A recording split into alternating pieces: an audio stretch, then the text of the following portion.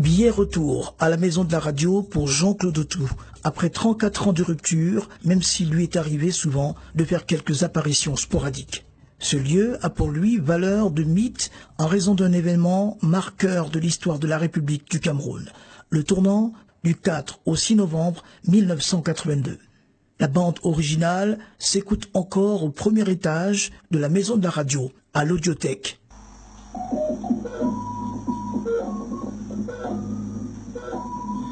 Jean-Claude Autou. Mesdames, Messieurs, bonsoir.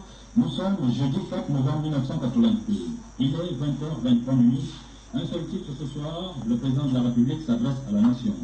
Camerounaises, Camerounais, écoutez ce message du chef de l'État.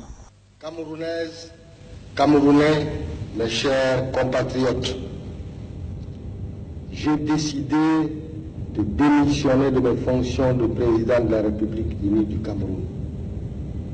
Cette décision prendra effet le samedi 6 novembre 1982 à 10h.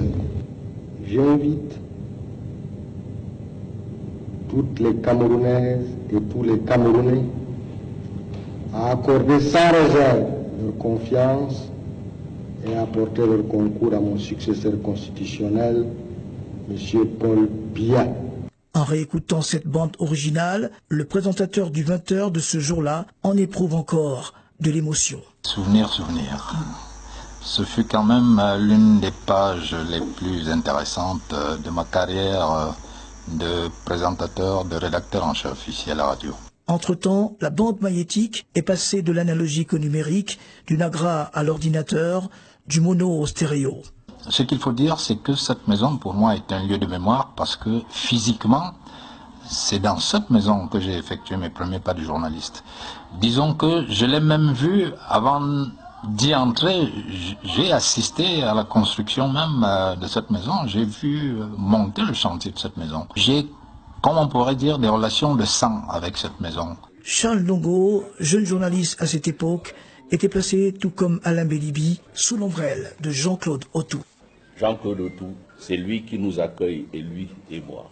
Et nous vivons une soirée mémorable, entre autres soirées, la soirée du 4 novembre 1980. La fameuse soirée où le président Ahidjo annonce sa démission et annonce qu'il laisse le Cameroun entre les mains de son successeur, Paul Biya.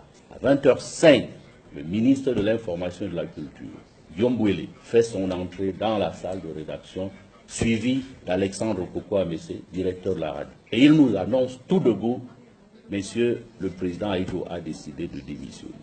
Et Alexandre Kokouamessé nous tend la bande. Jean-Claude Autou, rédacteur en chef, nous dit il faut faire défiler cette bande pour mettre les deux amorces de début et de fin.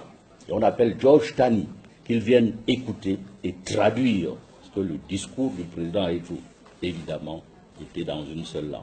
C'est comme ça que lui et moi avons la responsabilité historique. Et vient le moment de la préparation du journal de Lever du rideau. Madeleine Sopikoto, la directrice des rédactions radio. Je crois que c'est une formule tout à fait originale que le directeur général a trouvée, de les faire venir en direct dans des situations réelles pour aider la génération actuelle à apprendre d'eux. Le présentateur réfléchit à toute allure, il butine ici et là. Il y a quelques minutes du 13h, je me sens comme tout journaliste, c'est-à-dire que j'ai le trac d'abord, il faut pas se leurrer, on a le trac, bon, mais c'est le bon stress, comme on dit, parce qu'il faut s'immerger complètement dans le journal qu'on prépare. La pression monte, les minutes s'égrènent et le stress aussi, au moment d'aller en studio. Cette décision qui s'inscrit en droite ligne des multiples mesures déjà. CRTV, le poste national, il est 13h.